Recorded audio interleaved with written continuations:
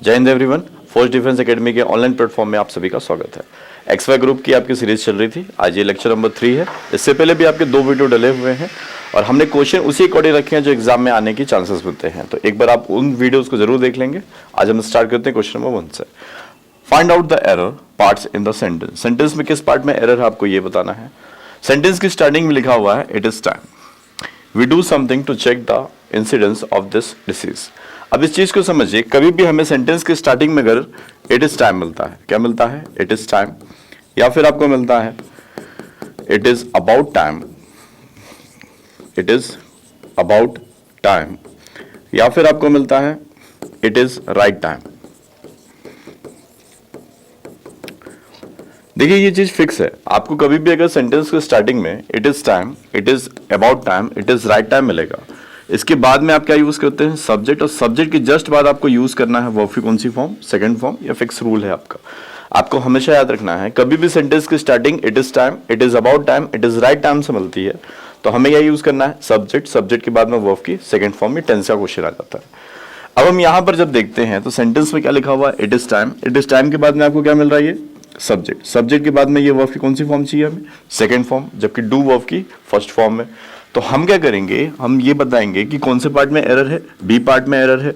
इस डू की प्लेस पे हमें क्या चाहिए? डिड चाहिए।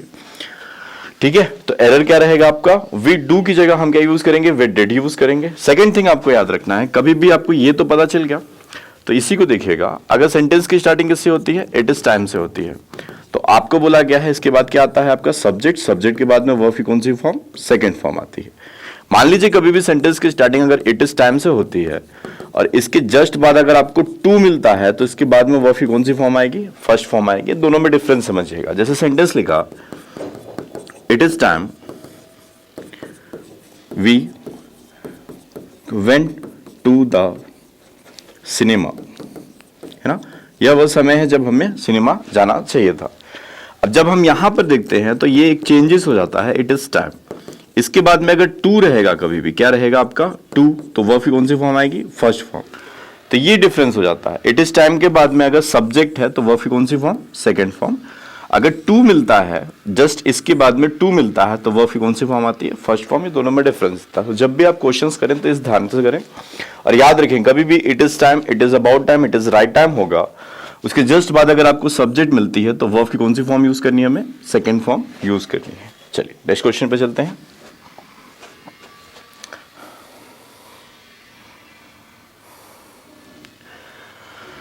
चलिए क्वेश्चन नंबर 3 ये है, no less than 30 friends came to my house to see me, है ना?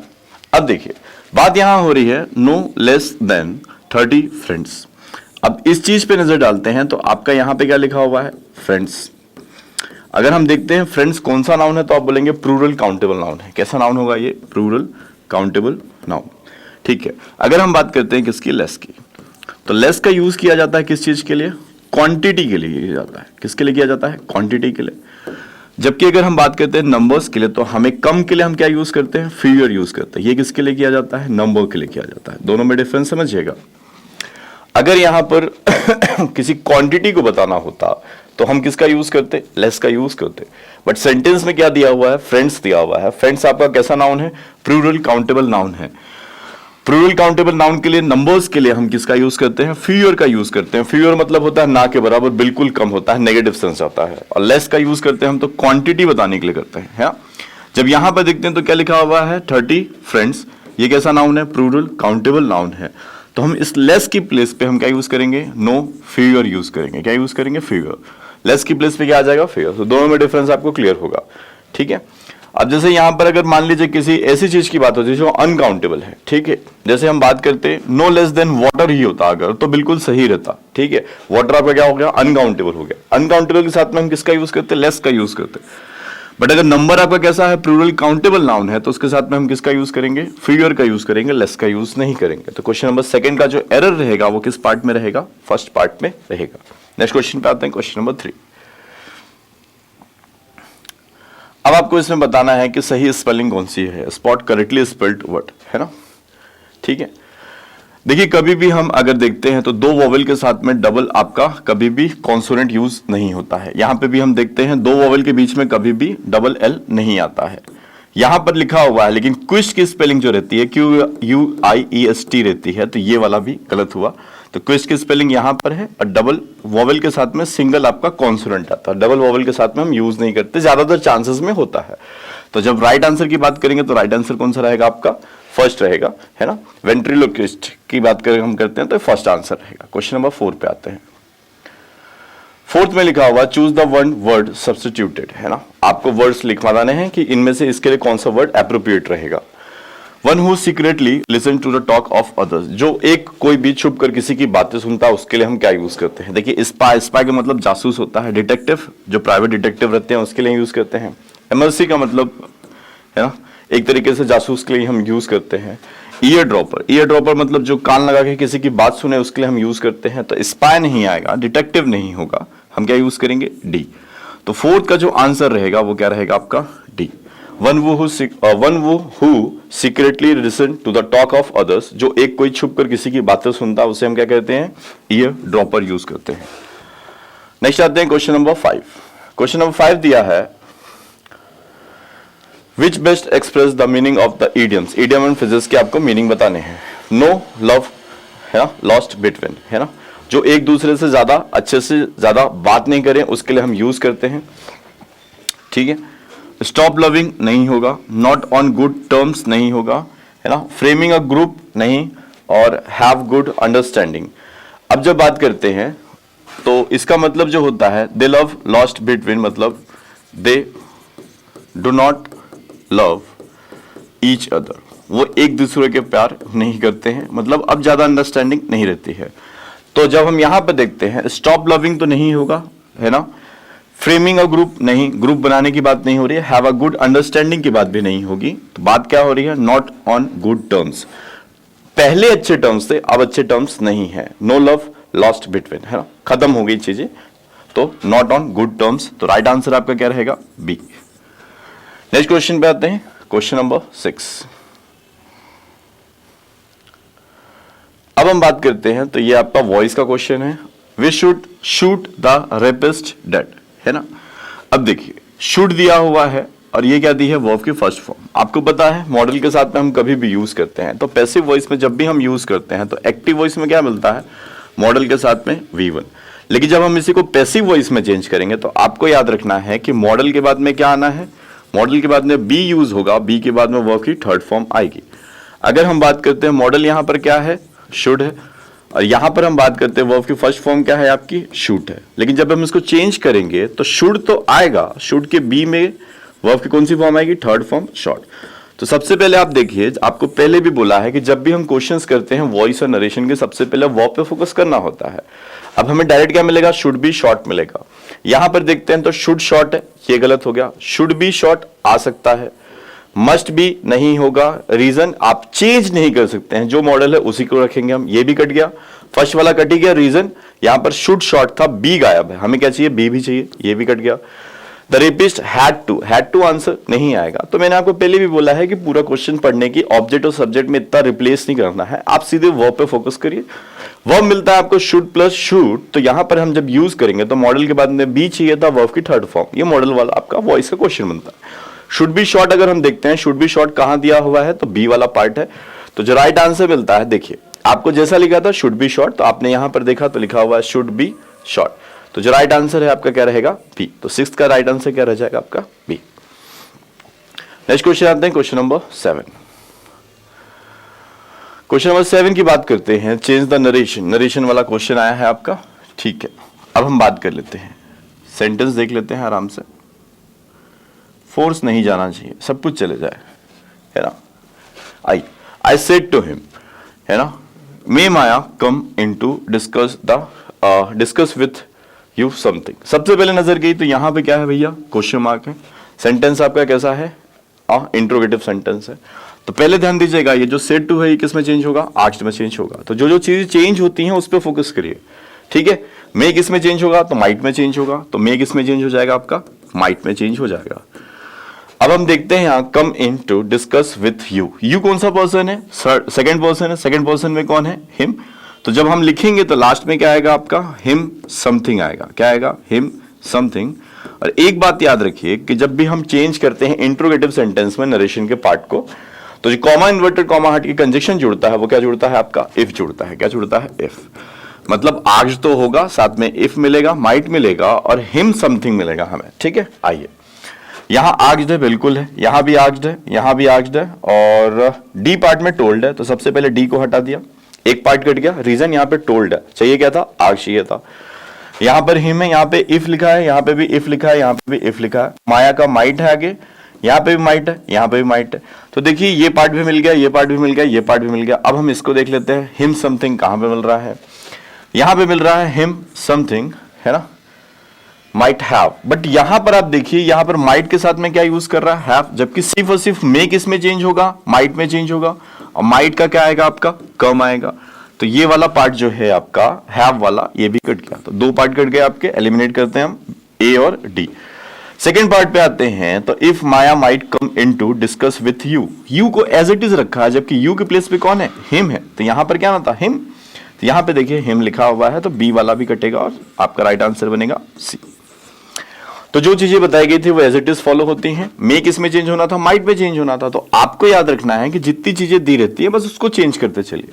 लिखा हुआ है मे माया, तो माया कम, तो जब आप चेंज करेंगे तो क्या हो जाएगा आपका, माया माइट कम।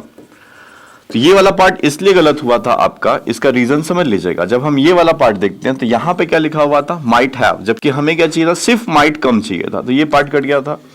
ये पार्ट क्यों कटा था बेटा, क्योंकि यहां पे टोल्ड की लिखा हुआ है, जबकि सेड टू किस में चेंज होगा, इंट्रोगेटिव सेंटेंस में, आस्क्ड में। ये पार्ट भी गलत हो गया था। बी पार्ट में हम देखते हैं तो ये जो यू है, ये यू सेकंड पर्सन है, सेकंड पर्सन आपका चेंज होगा। ये चेंज किस में होगा, यहां पे कौन है आपका, ये लिखा हुआ है हिम। ऑब्जेक्ट देखते हैं हम यू के लिए, सेकंड पर्सन के लिए, तो यहां यू नहीं आना था, क्या आना था, हिम। और हिम यहां पर आपको मिलता है, ये हिम आपको मिल गया। तो राइट आंसर क्या रहेगा आपका, सी, सेवेंथ का सी। नेक्स्ट क्वेश्चन पे आते हैं, question number 8। The committee has to submit its report 2 months, है ना, 2 महीने के अंदर। आपको पता है ड्यूरिंग मतलब होता है के दौरान, है ना, ये हम प्रीपोजिशन यूज नहीं करते। अनटिल, जब तक नहीं के लिए यूज होता है, ऐसा कोई बात नहीं होगी। टू यूज होगा नहीं। 2 महीने के अंदर की बात हो रही है कि वो रिपोर्ट सबमिट कर देगा, और विद इन का मतलब होता है टाइम के लिए यूज करते हैं के अंदर, है ना। प्रीपोजिशन में कभी कभी आपको हिंदी बहुत काम आ जाती है। विद इन का मतलब क्या हो जाता है, के अंदर। तो हम जब यहां यूज करेंगे तो क्या आएगा आपका यहां पर, विद इन। तो 8 का जो आंसर रहेगा वो क्या रहेगा, विद इन। नेक्स्ट क्वेश्चन आते हैं, क्वेश्चन नंबर 9। देखिए फिक्स प्रीपोजिशन का क्वेश्चन हो जाता है, I told him not to be afraid, है ना। आपको याद रखना है कि कभी भी हम यूज करते हैं तो अफ्रेड के बाद में हम किसका यूज करते हैं, ऑफ का यूज करते हैं। एक वर्ड होता है बिवेयर, है ना, बचकर रहने के लिए हम यूज करते हैं। बिवेयर के साथ में भी हम क्या यूज करते हैं, ऑफ यूज करते हैं। अफ्रेड के साथ में भी क्या यूज होता है, ऑफ यूज होता है। तो आप ये 2 पॉइंट याद रखेंगे। आपको कल भी एक चीज बताई थी, याद रखें, कभी एग्जाम में पूछ ले तो। लिसन के साथ में हम किसका यूज करते हैं, टू का यूज करते हैं। लेकिन कभी भी अगर आपको वर्ड लिस्निंग मिलता है तो इसके साथ में कभी भी टू नहीं आता है, इस बात को भी याद रखें, है ना। वर्ड लिस्निंग मतलब अच्छा ही सुनना होता, फायदेमंद रहता है, उसके लिए हम यूज करते हैं, सुकून मिलता है। तो वर्ड लिस्निंग के साथ में हम कभी भी किसका यूज, सॉरी, लिस्निंग, है ना। वर्ड लिस्निंग के साथ में हम टू का प्रयोग नहीं करते। लिस्निंग के साथ में टू यूज होता है। विवेयर के साथ में हम ऑफ का यूज करते हैं। अफ्रेड के साथ में हम ऑफ का यूज करते हैं। तो टू नहीं आएगा, विद नहीं आएगा, ये नहीं आएगा। आपका आंसर जो रहेगा वो क्या रहेगा, B is a right answer. Next question पे आते हैं, क्वेश्चन नंबर 10।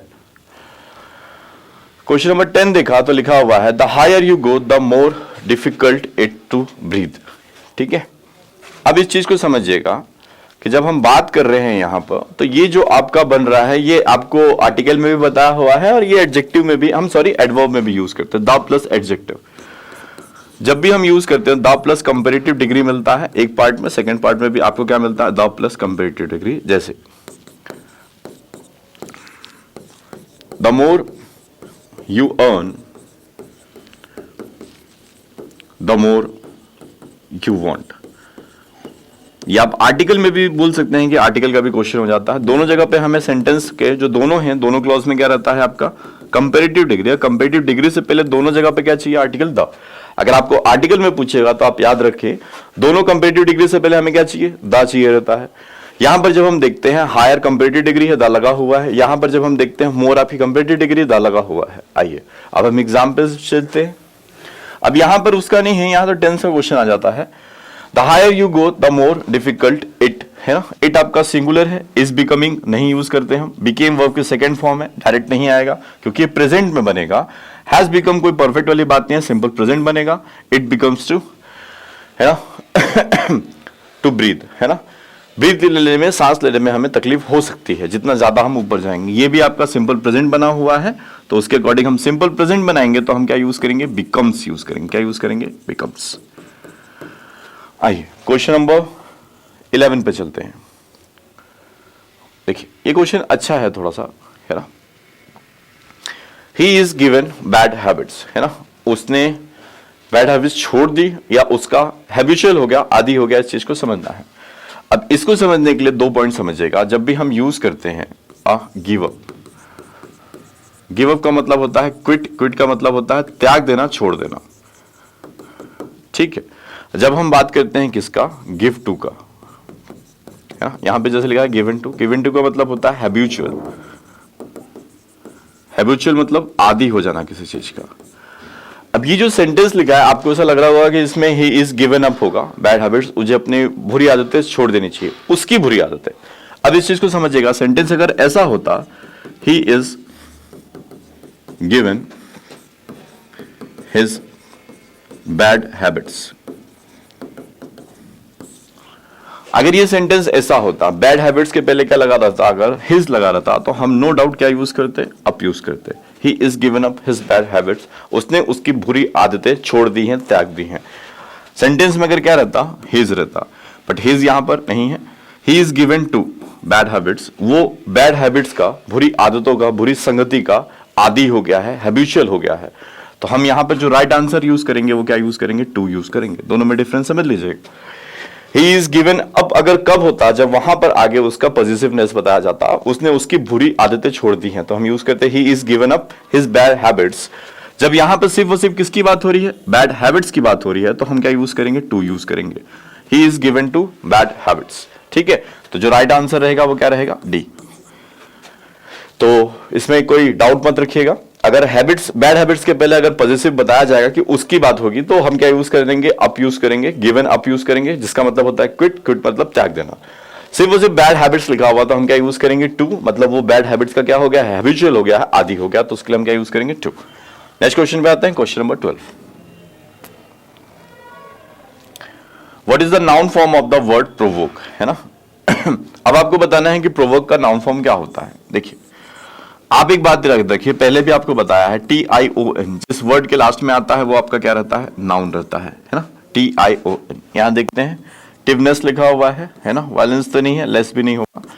तो आप याद रखिए, पहले भी बोला गया है, बहुत हेल्पफुल रहेगा आपके लिए, है ना। प्रोवोकेशन लिखा हुआ है, तो जब भी हम बात करते हैं किसकी, कि जिस भी वर्ड के आखिरी में क्या जाता है आपका, टू आ जाता है, तो उसके लिए हम क्या यूज करते हैं, तो वो आपका वो हो जाता है ना। उत्सुक के लिए हम यूज करते हैं प्रोवोकेशन, है ना। तो यहां पर जब हम देखते हैं तो प्रोवोकेशन, TION कभी भी किसी वर्ड के लास्ट में आता है तो वो क्या रहता है, आपका नाउन होता है। ऐसे ही आपको बताया था, कभी भी ER यूज होता है किसी में, या फिर OR यूज होता है किसी वर्ड के आखिरी में, तो ये दोनों भी आपको क्या बताते हैं, नाउन बताते हैं, ठीक है। चलिए नेक्स्ट क्वेश्चन पे आते हैं, क्वेश्चन नंबर 13। क्वेश्चन नंबर 13 में लिखा हुआ है बोवाइन, ठीक है। लिखा हुआ है क्या है, बोवाइन। बोवाइन का मतलब होता है थोड़ा सा ऐसा पर्सन जो ज्यादा समझदार नहीं होता है, बेवकूफ तरीके से रहता है, भोलापन बताता है, उसके लिए हम यूज करते हैं, ठीक है। ग्लूमी नहीं होगा, गैलेंट नहीं होगा, सेंसिबल। सेंसिबल मतलब होता है जो थोड़ा सा समझदार व्यक्ति रहता है, सतर्क रहता है, उसके लिए हम यूज करते हैं। तो बोवाइन का क्या रहेगा आपका, सेंसिबल। आंसर कौन सा रहेगा आपका, सी रहेगा। नेक्स्ट क्वेश्चन आते हैं, क्वेश्चन नंबर 14। क्वेश्चन नंबर 14 पे आते हैं, तो एजी लिखा हुआ है। एजी का मतलब क्या होता है, जो तेज तड़ाक रहता है, उसके लिए हम यूज करते हैं, जो फटाफट किसी चीज के बारे में बात करता है। यहां पे लिखा हुआ है टेंस, जो बहुत ज्यादा टेंशन लेता है किसी भी चीज को, नर्वस भी उसी चीज को बताता है। इरिटेट, जो इरिटेबल लिखा हुआ है, इरिटेबल जो बहुत जल्दी परेशान हो जाता है। तो ये तीनों चीजें नहीं आएंगी, क्योंकि हम क्या बता रहे हैं, इसका अपोजिट बता रहे हैं। तो अपोजिट मतलब शांत, काम बोलते हैं, कीप काम यूज किया जाता है। तो जो व्यक्ति शांत रहता है उसके लिए हम क्या यूज करते हैं, काम यूज करते हैं। एजी का मतलब क्या होता है, इसे हम क्या पढ़ेंगे, एजी। डी आपका साइलेंट रहेगा। जब हम पढ़ेंगे एजी, एजी मतलब होता है जो तेज पर्सन होता है, तेज तड़ाक रहता है, जो हर बात को बहुत जल्दी ले लेता है, गुस्से में ले लेता है। टेंस, आपने सुना होगा ये टेंस, आपका tense past tense future tense वाला नहीं है। टेंस मतलब जो बहुत जल्दी टेंशन में ले लेता है। नर्वस, जो बहुत जल्दी घबरा जाए। इरिटेबल, जो बहुत जल्दी इरिटेट हो जाए, है ना। तो हम ये तीनों को नहीं लेंगे, हम क्या लेंगे, इसका जस्ट अपोजिट काम लेंगे, ठीक है। नेक्स्ट क्वेश्चन आते हैं, क्वेश्चन नंबर, ठीक, अपोजिट ही था, अपोजिट के अकॉर्डिंग हमने क्या लिया यहाँ पे, एजी का काम लिया। नेक्स्ट आते हैं हम सिनोनिम्स की बात करते हैं, है ना। नेक्स्ट लिखा हुआ है स्ट्रिंजेंट, स्ट्रिंजेंट लिखा हुआ है, स्ट्रिंजेंट का मतलब, ठीक है, अब लिखा हुआ है स्ट्रिंजेंट, स्ट्रिंजेंट का मतलब क्या होता है, जो स्ट्रिक्ट रहता है उसके लिए हम यूज करते हैं, ठीक है। कठोर, कठोर के लिए हम क्या यूज करते हैं, स्ट्रिंजेंट यूज करते हैं। अब टेंस, जो बहुत जल्दी घबरा जाता है, स्टॉप, जो रुका जाएगा। स्ट्रिक्ट, स्ट्रिक्ट को हम बोल सकते हैं जो तेज होता है, बहुत स्ट्रिक्ट रहता है, उसके लिए हम यूज करते हैं। श्रिंक मतलब तो क्या होता है, सिकुड़ना होता है। तो स्टॉप भी नहीं होगा, टेंस भी नहीं होगा, और क्या रहेगा आपका, स्ट्रिक्ट, है ना। स्ट्रिंजेंट मतलब क्या होता है, जो कठोर रहता है, जो बहुत ही ज्यादा स्ट्रिक्ट रहता है, उसके लिए हम क्या यूज करते हैं, स्ट्रिंजेंट यूज करते हैं। और इसके लिए क्या यूज करेंगे, हम स्ट्रिक्ट यूज करेंगे, क्योंकि हम बात किसकी कर रहे हैं, सिनोनिम्स की, ठीक है। नेक्स्ट क्वेश्चन आते हैं, क्वेश्चन नंबर 16। क्वेश्चन नंबर 16 में लिखा हुआ है फिलिस्टीन। फिलिस्टीन का मतलब क्या होता है ना।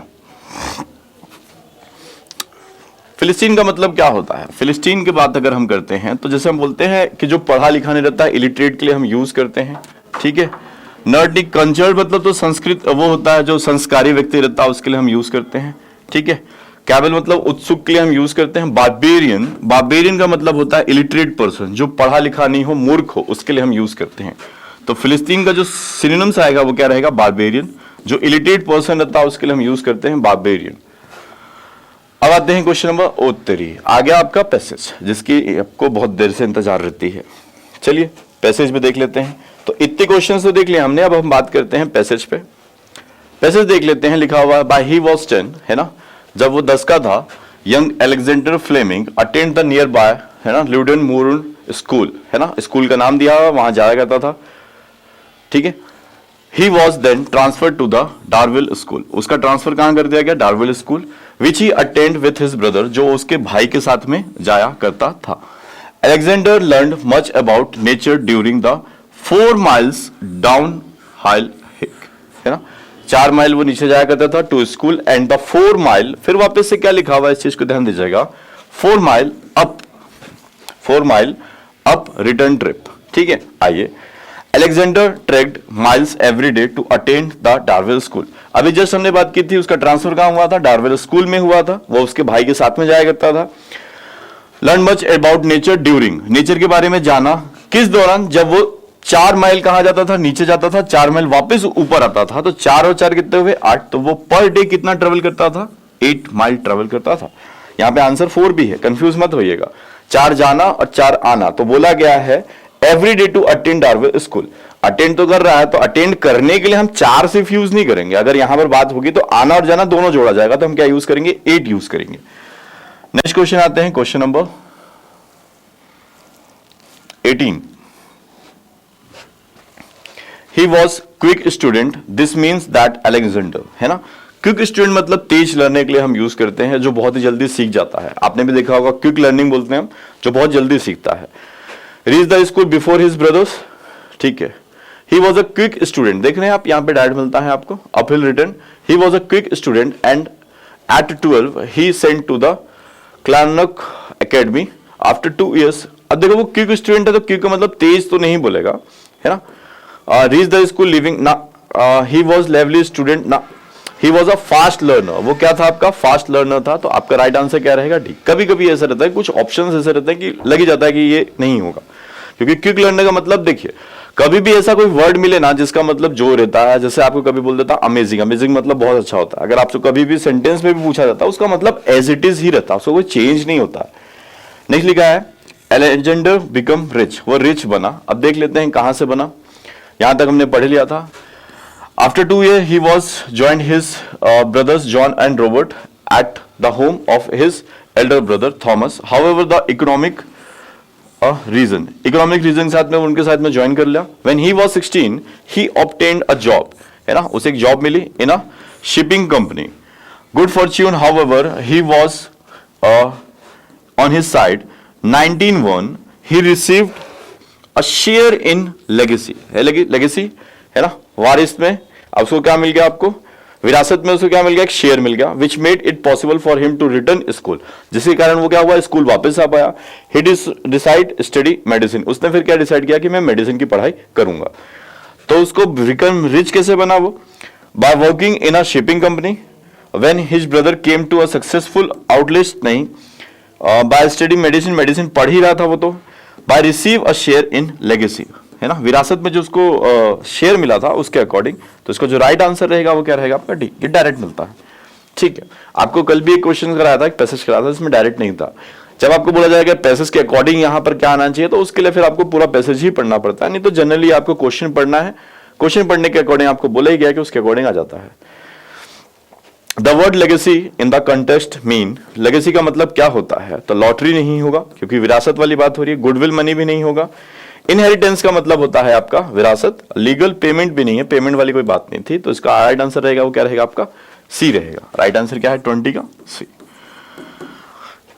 तो अगर आपको वीडियो अच्छा लगा हो तो लाइक और शेयर जरूर करिएगा, अपने पूरे साथियों को बताइए कि हाँ ये चीजें हैं, और ये मान के चलिए देखिए आपने कि प्रीपोजिशन भी आपके फिक्स प्रीपोजिशन जैसे पूछे जाते हैं उस टाइप के ला रहे हैं, वॉइस भी है, नरेशन भी है, टेंस के भी क्वेश्चन है, पैसेज भी है, तो सभी चीज जितनी हो सक रही है पॉसिबल आपके लिए कर रहे हैं। तो चैनल को सब्सक्राइब जरूर करिएगा। ठीक है, जय हिंद जय भारत।